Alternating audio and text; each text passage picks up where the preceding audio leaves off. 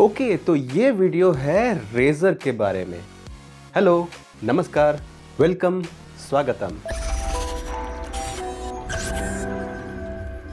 Shaving से संबंधित products बनाने में जिलेट शायद दुनिया की नंबर 1 कंपनी है।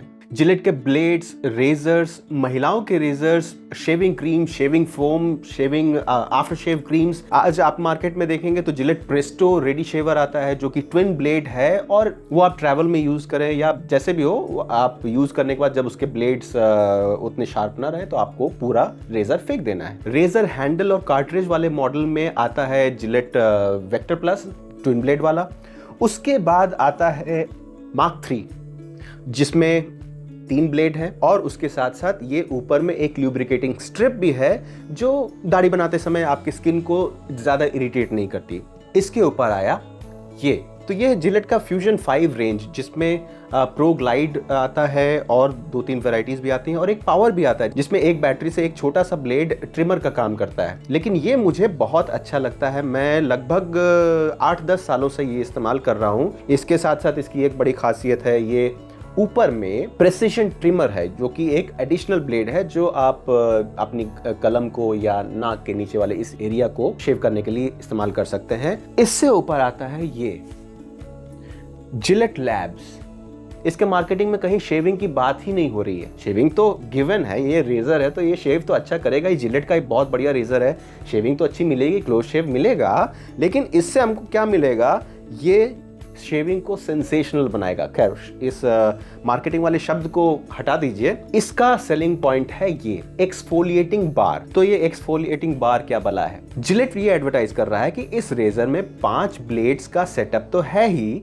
जो कि फ्यूजन 5 की पूरी रेंज में है, और उसके साथ साथ एक प्रेसिशन ट्रिमर वाला एडिशनल ब्लेड भी है, साथ ही साथ ल्यूब्रिकेटिंग स्ट्रिप भी है। जो एडिशनल पॉइंट है वो है एक्सफोलिएटिंग बार, जो कि आपके स्किन को थोड़ा सा कुरेद देता है, थोड़ा सा खुरच देता है, यानी आपके स्किन के डेड सेल्स को थोड़ा सा मसाज करके फिजिकली हटा देना, जिससे जो बाल हैं, जो आपके दाढ़ी के बाल हैं, वो और इजीली एक्सपोज्ड हो जाएंगे और शेव और ज्यादा क्लोज होगा। लेकिन ध्यान देने वाली बात है कि जिलेट के रेजर्स के पूरे रेंज में जो हैंडल होता है, यानी जो सिर्फ ये हैंडल होता है, वो काफी सस्ता होता है, और असली जो कॉस्ट होती है वो कार्ट्रिज की होती है। वहीं ये जिलेट लैब्स, इसका जो बेस है यानी हैंडल है, वो काफी महंगा है। ये जो आइटम है जिसमें एक रेजर हैंडल मिलता है, एक कार्ट्रिज मिलता है और एक स्टैंड मिलता है, इसकी MRP 1499 रुपए है, जो कि Amazon पर अभी 1350 के आसपास का मिल रहा है।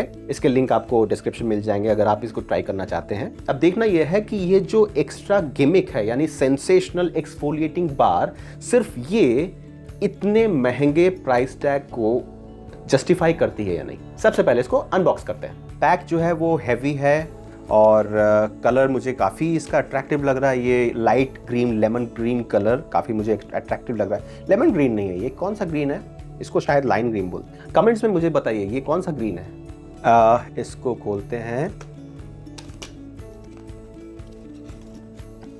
एकदम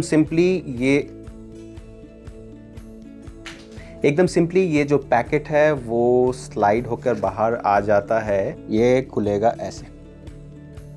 सबसे ऊपर experience the world of Gillette labs.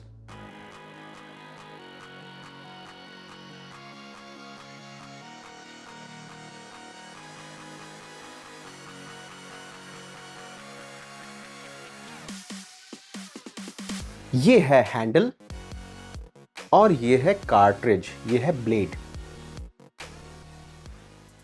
मेरा पहला इंप्रेशन थोड़ा सा सरप्राइज का है। मैंने सोचा था कि ये जो एक्सफोलिएटिंग बार है वो एक्चुअली कार्ट्रिज के ऊपर होगा, लेकिन ये हैंडल के ऊपर है। यानी कार्ट्रिज चेंज करने के बाद जब आपके ब्लेड न्यू हो जाएंगे, जब आपका लुब्रिकेटिंग जो स्ट्रिप है वो न्यू हो जाएगा, लेकिन ये एक्सफोलिएटिंग बार सेम रहेगा। और ये एक्चुअली में कोई भी बहुत स्पेशल चीज नहीं दिख रही है, ये सिर्फ एक प्लास्टिक का रफ एब्रेसिव सरफेस है, जैसे लूफा हो गया। ये है बेस स्टैंड। अच्छा वजनदार मेटल का है ये तो प्लास्टिक है, लेकिन एक रिम है जिसमें नॉन स्लिपरी एक रबर मैटिंग टाइप का है। इसको हम ऐसे खड़ा कर सकते हैं, इसमें मैग्नेट भी है। तो अब बारी है इस रेजर को एक्चुअली ट्राई करने की। इससे शेव करने की। ऑडियो में थोड़ा सा एको आ रहा होगा। शेविंग की कहानी शुरू करते हैं। मेरा एक्सपीरियंस ये रहा है कि अगर 2 या 3 दिन की दाढ़ी हो जाती है तो उसके बाद शेव करना इजी रहता है, उसमें क्लोज शेव और आसानी से मिलता है। अब जैसे मैंने कल ही शेव किया है और मेरी दाढ़ी कुछ ज़्यादा बढ़ी नहीं है, तो उस कंडीशन में ये एक्सफोलिएशन बार के साथ ये स्पेशल रेज़र कुछ खास कारनामा दिखा पाता है कि नहीं, वही तो देखने वाली बात है। इस बात में कोई दो राय नहीं है कि ये हैंडल पकड़ने में बहुत ही क्लासी और बहुत ही स्मूथ लगता है, यानी इससे शेविंग करने में ग्रिप अच्छी बनती है। और ये जो ब्लेड है वो रोटेट भी हो सकता है और थोड़ा सा टिल्ट भी हो सकता है, तो कॉन्टूर के हिसाब से, आपके चेहरे के कॉन्टूर के हिसाब से ये रेज़र अच्छा काम करेगा। तो अब एक्चुअली देखते हैं कि शेव कैसा लगता है। तो सबसे पहले प्रेसिशन ट्रिमर का इस्तेमाल करते हैं।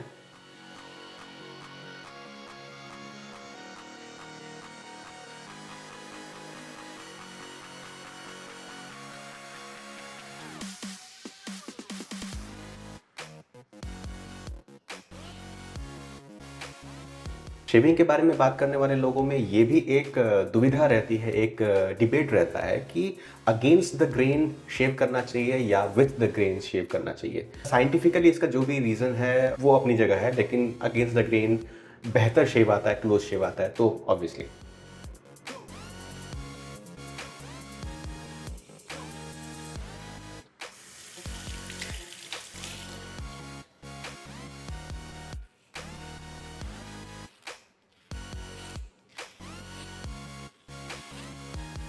शेविंग के दौरान जो फील की बात की जाए तो कुछ खास अंतर नहीं है। इनफैक्ट ये जो रेज़र हैंडल है वो मैं जो यूजुअली यूज़ करता हूँ फ्यूजन 5 उससे थोड़ा सा हल्का है।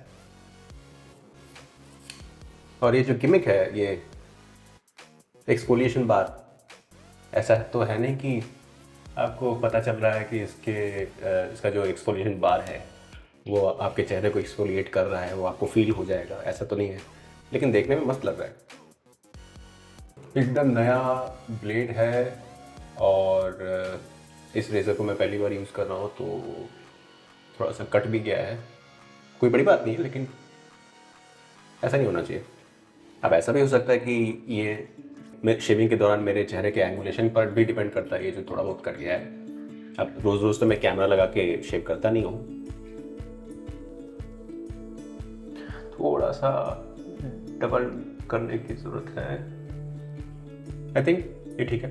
अब शेव के बाद बारी आती है आफ्टर शेव की। हालांकि ये आफ्टर शेव का वीडियो नहीं है, लेकिन मैं जिलेट का ही आफ्टर शेव यूज़ करता हूँ।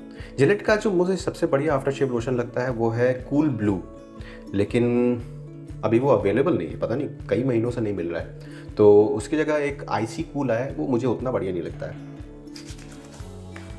मैं तो ये कहूँगा कि अगर आप जिलेट मार्क 3 यूज़ कर रहे हैं और आप सोच रहे हैं कि अपग्रेड किया जा सकता है या नया रेज़र खरीदने को सोच रहे हैं, तब तो ये ठीक है, बढ़िया है। लेकिन अगर आपके पास जिलेट का 5 ब्लेड सिस्टम वाला है, फ्यूजन 5 है, उसका प्रो ग्लाइड या पावर या जो भी है, अगर वो है आपके पास, तो फिर इस गिमिक की ज़रूरत नहीं है आपको।